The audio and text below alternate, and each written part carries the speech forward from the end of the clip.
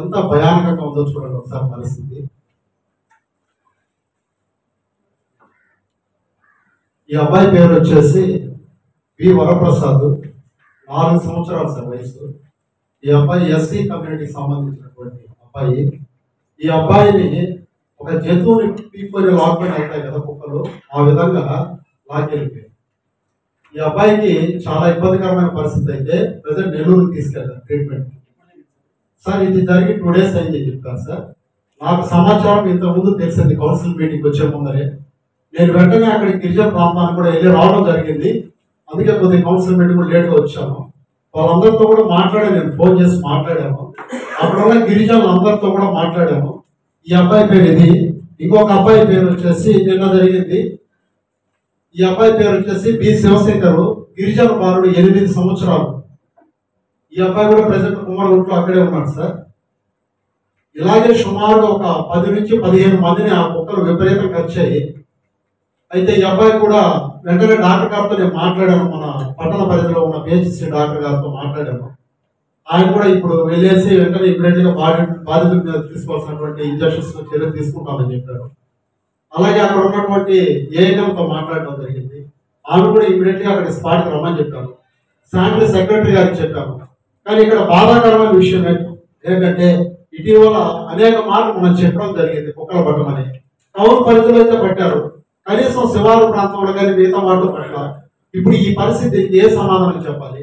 వాళ్ళు నిరక్షరాస్తులు, కనీసం ఎవరు చెప్పుకోవాలో కూడా తెలియదు. నేను ఆ నోట ఈ నోట నాకు విషయం తెలిసి మా పిల్లగారు కొంతమంది కాల్ చేస్తే వెంటనే హుటాహుటిన పరిగెత్తుకుంటే నేను వెళ్ళి వెంటనే వాళ్ళతో మాట్లాడడం జరిగింది. వాళ్ళకి కావాల్సినటువంటి ఏమేంటి ఎట్లా అని చెప్పేసి కూడా నేను చెప్పడం జరిగింది. కానీ నేను అనేది ఏంటంటే మనుషులు ఈ విధంగా కుక్కలు పీకో తింటా ఉంటే, ఈ విధంగా కలుస్తా ఉంటే, అందులో ఒక గిరిజన ప్రాంతం, అసలు వెంకటగిరి మున్సిపాలిటీలో మా 4వ వార్డు కుమ్మరగుంట గిరిజన ప్రాంతానికి జరిగే అన్యాయం వెంకటగిరి ఎక్కడా జరగట్లేదు ప్రతి విషయంలో కూడా. ఎందుకంటే కడుపుకి మనం అందరం అన్నం తింటున్నాం. ఇటువంటి సంఘటనలు జరిగినప్పుడు మన బిడ్డలు జరిగితే ఎట్లుంటుంది అనేసి మనందరికీ బాధ వేస్తాం. కనీసం వాటికి చర్యలు తీసుకోవాలంటే రోడ్ల మీద కాకుండా మొన్న తీసుకున్నారు సార్ మీరు. అసలు ఎన్ని కుక్కలు పట్టారు సార్? ఎన్ని పట్టారు? ఏ ఏరియాలో పట్టారు? టౌన్ పరిధిలో కేవలం బజార్లో కనిపించే విధంగా పట్టారు కానీ మిగతా వాటి కదా. ఏమమ్మా మీరు చూశారు కదా ఈ విధంగా ఉంది పరిస్థితి. ఇప్పుడు వీళ్ళకి మనం ఏ సమాధానం చెప్పుకుంటాం? ఎవరిది రెస్పాన్సిబిలిటీ? దీనికి ఎవరు బాధ్యత వహించాలి? ఆల్రెడీ కుక్కలు పట్టి వేరే ఊళ్ళో వదలడానికి అయితే అసలు దానికి లేదు.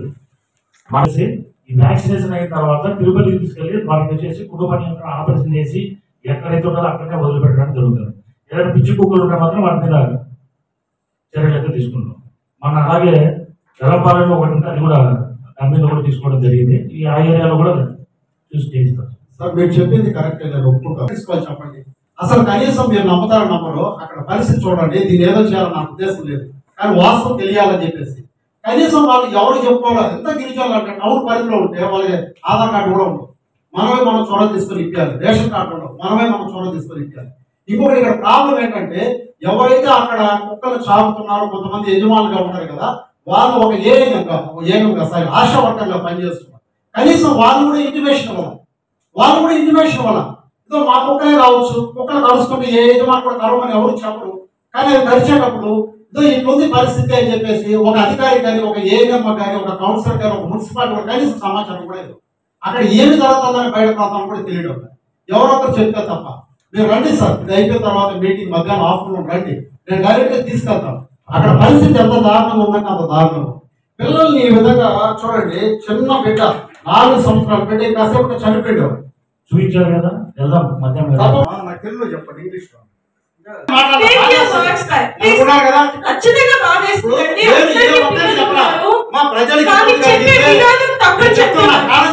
చెప్పే విధానంలో సరి చేసుకోండి. గౌరవ స్థానంలో ఉన్నాము, చెప్పే మాటలు మర్యాదగా మాట్లాడి నేను మాత్రమే చెప్తున్నా. నేను చెప్పాను కూడా అదే మా అన్నం తినడం అనేది మర్యాద కాదు అనే విషయం వింటున్నాము అన్నా. నేను ఒక్క వ్యక్తిని మాట్లాడాలి. నేను ఇంత అన్యాయం జరుగుతుంటే నేను ఒక్క వ్యక్తిని మాట్లాడాలా? ఈ విషయం జరిగినప్పుడు బాధాకరంగా ఉంటుందనే బాధలు అన్నమే కానీ ఏ ఒక్కరిని నేను ఏదో చూపించాలా, ఏ ఒక్కరిని స్పెసిఫిక్ గా నేను ఐడెంటిఫై చేసి చెప్పాలా? మీరు కావాలంటే చూడండి, దాంట్లో ఎవరినైనా ఒక వ్యక్తిని ఉద్దేశించాలంటే మీరు అడగండి. అన్నం తినడం అనేది తప్పుకోవడం కాదు కదా. నాకు ఉందమ్మా, అక్కడ చూడండి మీరు పరిస్థితి ఎలా ఉందో. చెడ్డ మాట అలాంటి మాటలు ఇక్కడ నా ముందు మాట్లాడకండి. ఈ